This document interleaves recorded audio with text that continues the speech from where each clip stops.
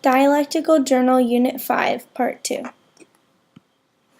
Miniver TV, quote of interest. Miniver TV, child of scorn, grew lean while he assailed the seasons. He wept that he was ever born, and he had reasons. Page 699. This quote shed light on a person who did not feel that his parents loved him. No one should have to wish that they had never been born, let alone a young child. He says there are legitimate reasons for this feeling of being unwanted, but he does not elaborate. I wonder what the reasons were. Did his parents not want a child? Were they cruel to him? It is a beauteous evening, quote of interest. It is a beauteous evening, calm and free. The holy time is quiet as a nun. If thou appear untouched by solemn thought, thy nature is not therefore less divine. Page 700 to 701. The imagery suggests that this poem was intended to be read with religion in mind. The comparison of the holy time being quiet as a nun brings pictures to mind of nuns praying at the altar in silence. The diction of the first line does not seem to fit with the next few because it contrasts with the religious aspect by using words such as calm and free. Freedom seems to be the opposite of what being a nun symbolizes. Nuns are restricted to serving God, therefore they are not free to do what they please. It is their choice to become a nun, but the lifestyle is an alternative to modern society. There is a chance that this poem was not meant to be religious at all.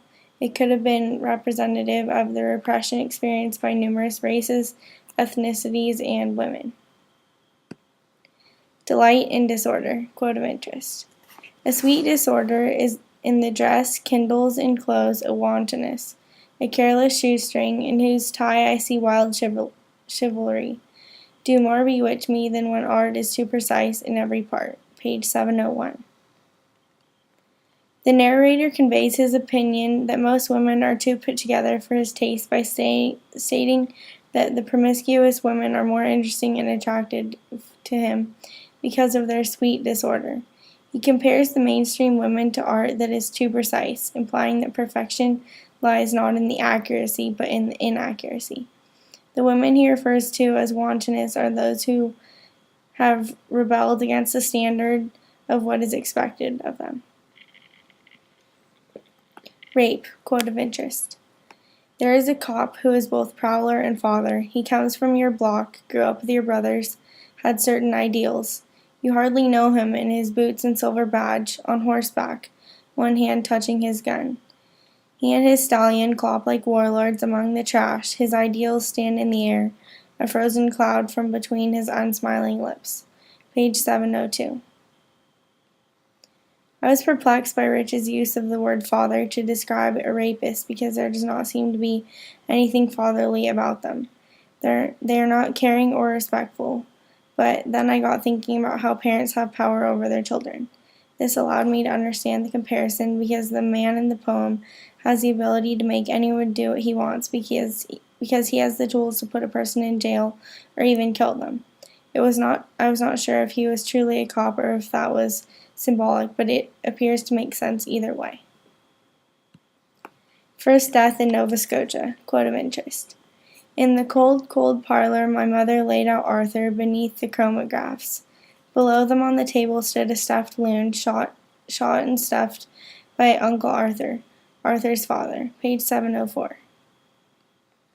This stanza about Arthur being laid out in the cold parlor beneath the chromographs can be related to one later on in the poem that states how he was being invited to serve in the court with the people in the photos.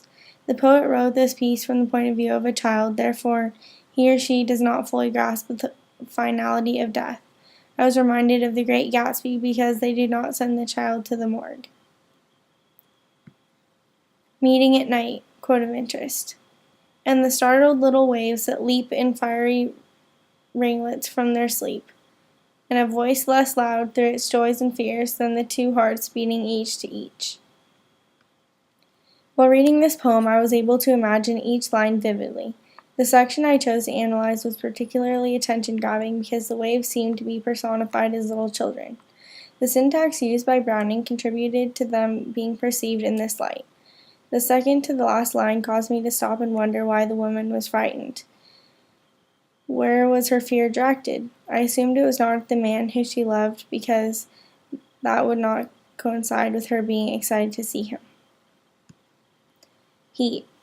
Fruit cannot drop through this thick air that presses up and blunts the points of pears and rounds the grapes. Page 707 to 708. The thick air described in this poem reminded me of when a person gets off the plane in a humid destination, because I have experienced the feeling of the air being thick and full of water vapor. Despite the line being short on words, I gathered many images from it.